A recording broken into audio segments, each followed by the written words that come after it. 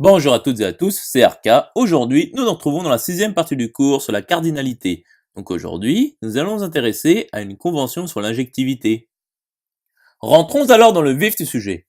Donc soit A et B deux ensembles tels que cardinal de A, cardinal de B appartient à n étoile 2. Donc démontrons que cardinal de A inférieur à cardinal de B équivaut à il existe une application phi de A dans B telle que pour tout xy de A2, phi de x égale phi de y implique que x égale y. Donc voyons l'application directe. Donc nous allons appliquer une récurrence sur n qui est égale à cardinal de A qui appartient à n étoile. Donc pour n appartenant à n étoile, c'est la propriété Hn qui nous dit que pour tout A non vide, pour tout B non vide, n est égal à cardinal de A qui est inférieur à cardinal de B implique qu'il existe une application phi de A dans B telle que pour tout xy de A2, phi de x égale phi de y implique que x égale y. Donc voyons l'initialisation lorsque n égale 1. Donc il existe un unique petit a qui appartient à grand A. Donc grand A est égal au singleton A. Et cardinal de B est supérieur ou égal à cardinal de grand A qui est égal à 1. Et donc il existe petit b appartenant à grand B. Donc soit phi l'application de grand A dans grand B qui est associée à x b, donc soit xy appartenant à A2 tel que phi de x égale phi de y quelconque.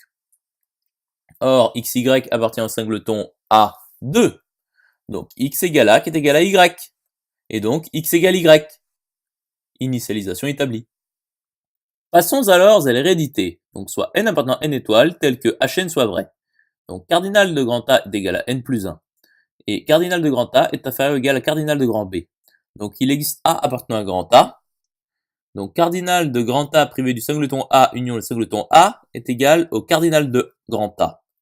C'est-à-dire le cardinal de grand A privé du singleton A plus 1 est égal au cardinal de grand A. C'est-à-dire le cardinal de grand A privé du singleton A est égal au cardinal de grand A moins 1. Et il existe B appartenant à grand B. De même, cardinal de grand B privé du singleton B est égal au cardinal de grand B moins 1. Donc cardinal de grand A moins 1 est inférieur ou égal à cardinal de grand B moins 1. C'est-à-dire cardinal de grand A privé du singleton A est inférieur ou égal au cardinal de grand B privé du singleton B.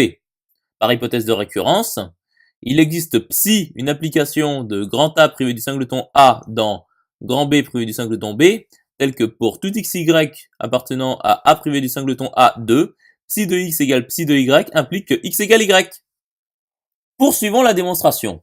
Donc soit phi, l'application de grand A dans grand B, telle que psi est égal à la restriction de phi sur grand A privé du singleton A, et phi de A est égal à B. Donc, soit xy appartenant à grand A2 tel que phi de x égale phi de y quelconque. Donc, voyons le cas numéro 1. Lorsque x appartient à grand A privé du singleton A. Donc, supposons que y est égal à A. Donc, phi de x égale phi de y est égal à phi de a qui est égal à B. Donc, psi de x est égal à B. Donc psi de x appartient à grand B privé du singleton B inter le singleton B qui est vide. Ce qui est absurde. Donc y appartient à grand A privé du singleton A. Donc, psi de x est égal à phi de x qui est égal à phi de y qui est égal à psi de y. Et donc x égale y. Intéressons-nous alors au cas numéro 2, lorsque x égale a. Donc supposons que y appartient à grand A privé du singleton A. Donc phi de y est égal à phi de x qui est égal à b. Et donc psi de y est égal à b. Donc psi de y appartient à grand B privé du singleton B inter le singleton B qui est vide. Ce qui est absurde. Donc y égale a. Et donc x égale y. Donc pour tout xy de grand A2, phi de x égale phi de y implique que x égale y. Donc la conclusion de la récurrence est qu'il existe une application phi de grand A dans grand B telle que pour tout xy de grand A2, phi de x égale phi de y implique que x égale y. Voyons alors l'implication réciproque. Donc nous allons appliquer une récurrence sur n qui est égale à cardinal de grand A qui appartient à n étoile.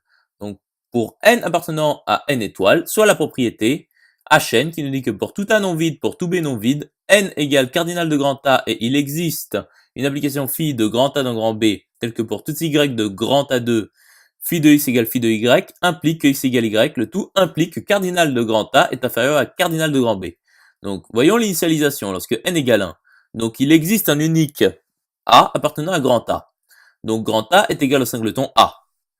Et il existe phi, une application de grand A dans grand B, telle que pour tout xy de grand A2, phi de x égale phi de y implique que x égale y.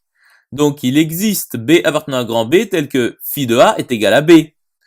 Donc cardinal de grand B est supérieur ou égal à 1. C'est-à-dire cardinal de grand A est inférieur ou égal à cardinal de grand B. Initialisation établie. Passons alors à l'hérédité. Donc soit n appartenant à grand N étoile fixé tel que Hn soit vrai. Donc cardinal de grand A est égal à n plus 1.